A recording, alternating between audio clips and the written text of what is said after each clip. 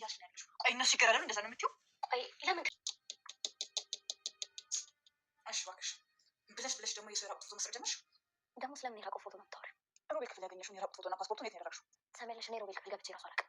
ሮቤል እንግዲህ ወንድሙን በመደብደብ ከዛ ከታገተበት አመልጧል። ግን ከመለጠም በኋላ አሁንም ቢሆን ወንድሙን ነው መጉዳት የሚፈልገው።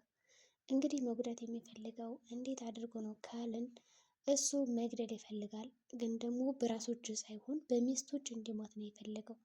ስለዚህ ሚራ ለምን አድናንን ገለነው እዚህ ሀገር አንወጣም? የምንፈልገውን ነገር እኮ እናገኛለን ይላታል። በመጀመሪያ ደረጃ እንግዲህ የተወሰነ ገንዘብ ያስፈልገናል። ከዚህ ሀገር ለመውጣት ገንዘብ ካለሽ ስጭኝና ከዛ ቀድሚያ ገንዘቡን ካስገባሽ በኋላ ትኬት ምናምን ገዛዝተን አብረን እንወጣለን ይላታል። ነገር ግን የሮቤል ሀሳብ ሚራን አብሮ ይዞ መሄድ ሳይሆን 2 ሚሊዮን ብር ከሰጠችውም በኋላ እራሱ ሊጠፋ ነው የፈለገው። ሁሉን ጥፋትና ስህተት እንዲሁም ደግሞ እያንዳንዱ ለሰራቸው ወንጀሎች ተጠያቂ የሚያደርግ የሚፈልገው ሚራን ነው። ሚራና በሮቤል መካከል አሁን ምንም መተማመን የለም። ግን ደግሞ ሁለቶቹም ሚስጥር ተጠባባቂና ጠባቂ ስለሆኑ የሚደጋገቡት ነገር አላቸው። ሁለቶችም እንኳን ምንም አይነት እምነት ባይኖራቸውም ግን ደግሞ ለአንዳቸው አንዳቸው መከታ ይሆናሉ። እንዲሁም ደግሞ ሀሳብ ያመነጫሉ። እንደዚህ ብናደርግ እኮ አሪፍ ነው ብለው ሁለቶች መተጋገዝ ነገር አለባቸው። እንግዲህ ሮቤል ምንድን ነው ያደረገው? ከአድናንን ደብድቦት ከወጣ በኋላ እሱ ወደ ቤት ይመጣና እንግዲህ ሉሃና ሳታየው ማንም ሳየው ነው እንግዲህ የገባው ማለት ይቻላል ወደዛ ቤት። እኔ ወድቅና ከዚህ ጋር ትጮሃያለሽ፣ ሉሃና ታይናለች። ከዛ እንዴት እንደመጣው ምናምን ማወቅ የለባትም፣ መራመድ የለብኝም፣ መራመዴን ማወቅ የለባትም ብሎ ነው የሚያስበው። እንግዲህ እሱ ደግሞ እንዴት ሊሆን ይችላል መራመድ ቻልክ አይደለም ብላ ሚራ ራሱ በጣም ደስ ብሏታል። እንዲሁም ደግሞ በጣም የሚበቀላት መስሏት ነበረ። ይሁን እንጂ በእርግጥም ቆሜ ባልሄድ ኑሮ እበቀልሽ ነበር ይላታል። አሁንም ግን እሱ እየተበቀላት ነው ያለ። እንዴት ነው የሚበቀላት?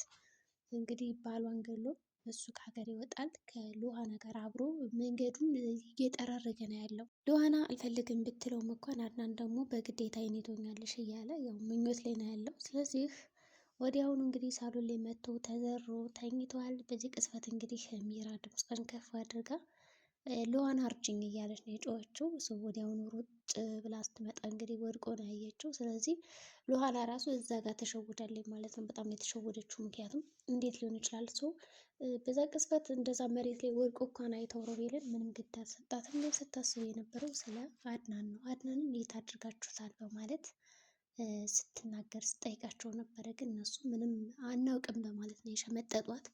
እንግዲህ ሮቤል የራሱን ሀሳብ አስቦ አቅዶ ነው የመጣ ወደዛ ቤት ሲመለስ። በመጀመሪያ ደረጃ ከሚራ ያላትን ገንዘብ ስጭኝ፣ በእኔ አካውንት አስገቢውና ቢያንስ 1-2 ሚሊዮን ብር ከሰጠሽኝ እኔ ትኬት ምናምን ተሎ ብዬ ገዛዝቼ እንድንወጣ አድርጋለሁ ከዚህ ሀገር ለ1 ሳምንት ምናምን እንቆይና ከዛ በኋላ እንሄዳለን።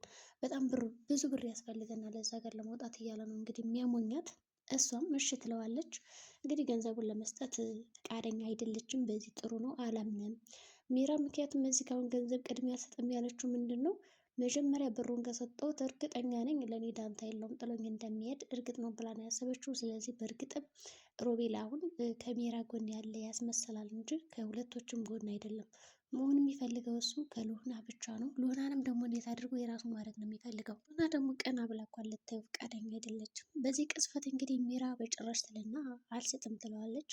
ስለዚህ ወዲያውኑ ደግሞ እንግዲህ ሉሃና ሽጉጥ ትደቅንባቸዋለች ማለት ነው። አድናን የታርጋችሁ ነው ገላችሁት ነው ወይስ ምንድን ነው ብላ ነው እንግዲህ ያሰበችው። በእርግጥም እንግዲህ አድናን ሽጉጡ ከሱ ጋር ነበረ። ሉሃና መውሰዷ በጣም ጥሩ ነው። እና በዚህ ቅጽበት ደግሞ ሮቤል አንድ የተናገረው ነገር አለ። እስካሁን ጦርነቱ በአፍ ነበረ፣ አሁን ግን ሽጉጥ እስከ መመዛዝ እስከደረሰም ጦርነቱ እየከፋ ሆኗል። ስለዚህ በአመልጥ ይሻላል ብሎ ነው ያሰበው። አንደኛ አሁን ላይ እግሩ መንቀሳቀስ ጀምሯል። ስለዚህ እንደፈለገው ይንቀሳቀሳል። ሁለተኛም ደግሞ ከነገሮቹ ሊያመልጥ ይችላል ማለት ነው። ስለዚህ ወዲያውኑ ፓስፖርቱን መፈለግ የጀመረ ሉሃና በተለይ ደግሞ እንደዛ ሽጉጡ እንደቀና ካያት በኋላ በጣም ፈርቶ ነበረ። ሰው ወዲያውኑ ነይ ቀጥ ብለሽ ውሰጂኝ አድናን እንዳለበት ብላ እንግዲህ ይዛ ስትሄድ ሉሃና ያው ሳሎን ላይ እንዳጋጣሚ አድናን ይመጣል። በዚህ ቅስፈት ሽጉጡን ነው የወረወረችው። በቃ እየታያት እዛ ፊት ለፊቱ አድናን ብቻ ነው እንጂ በእጁ የያዘችው ነገር ከባድ እንደሆነ ኃይለኛ እንደሆነ ምናምን አላወቀችም። ወዲያውኑ መሬት ላይ ወረወረችው። ከዛ በተጨማሪ አድናን ጋር ነው ሄዳ ጥምጥም ያለችው። በዚህ ቅጽበት እንግዲህ ያ ሽጉጥ መሬት ላይ ሲወድቅ ሚራም ብድግ አድርጋ ያዘችው ማለት ነው። ለምንም ብራን የወሰደችው። ስለዚህ ይህ ሽጉጥ ከሶስታችሁ ከአራታችሁ እየተቀባበሉት ነው ያለ። እንግዲህ ሚራም በጣም ፈርታ ነበር ትተኩስብኛለች ብላ። ከዛ እንግዲህ አድናን ሲመጣ ተረፈች፣ ሰው ነፍሷ ተመለሰች ማለት ነው። ከዛ እንግዲህ ወደ ሮቤል መኝታ ክፍል ስትሄድ ሮቤል ደግሞ ሽጉጡን ይቀማታል። አሁን እንኳን በኃይለኝነት ነው የቀማት። ሚራ ራሱ ተዘናግታለች። መስጠት አልነበረባትም። ቢያንስ ሽጉጡን መደበቅ ነበረባት እዚህ ጋር እንጂ ሰተት አድርጋ ወደ እሱ ክፍል መሄድ አልነበረባትም። በእርግጥ ያው ከሞት ስለተረፈች በቃ ተርፍ ያለው እሱ መጥቷል ብላ ልትናገር ነው እንግዲህ ሄደችው ወደዛ። ይሁን እንጂ ከወሰደችውም በኋላ በጣም ተርበተበተች። ምንድን ነው ምናምን ሲላት እንግዲህ በቃ መጣ ትለዋለች አድናን። በዚህ መሀል ሁለቶችም በፍርሃት ነው እንግዲህ ዋጥ ያሉት። በጣም የመፍራት ስሜት ይታይባቸው ነበረ። ሰው እንደምንም አድርገው መረጋጋት ሞከሩ። በቃ አምጪ ይሄን ሽጉጥ ይልና ምንጥቅ ያረጋታል። አምጠው ወንድምን መተኮስ የለብም እያለች እዚህ ጋር ሚራ እየተከራከረች ነው። በእርግጥም ጥሩ ነው፣ ክርክሯ አሪፍ ነው። ሰው ወንድማማቾች መገዳደል የለባቸውም የሚል እምነት አላት። ከዛ በተጨማሪ ደግሞ አድናን ራሱ ምንም እንኳን ወንድሜ ቢሆንም የእናቴን አደራ እንዳልበላ ብዬ ነው እንጂ ብተኩስበት ደስታዬ ነው ይላል። አድናን ከመጣ በኋላ ከቤት ውስጥ ምንድን አደረጉት? ሚራ እኔ ነኝ የምተው በቃ ወንድም ግን ትገለዋለህ ብዬ ነው እኔ ያለችው። አድናን ግን በጭራሽ አንቺ አልመጣሽም፣ በዛ ቦታ እኔ ካገትኩበት ቦታ አልመጣሽም። ሲጀመር መንገድ ላይ እኮ አግኝቼሽ መልሼሻለሁ እና ሮቤል መራመድ ይችላል። የመታኝም እሱ ነው። በእርግጥ ዞር ብዬ አላየሁትም ማን እንደመታኝ። ከዛ ግን አንቺ እንዳልሆንሽ እርግጥ ነው ብሏታል።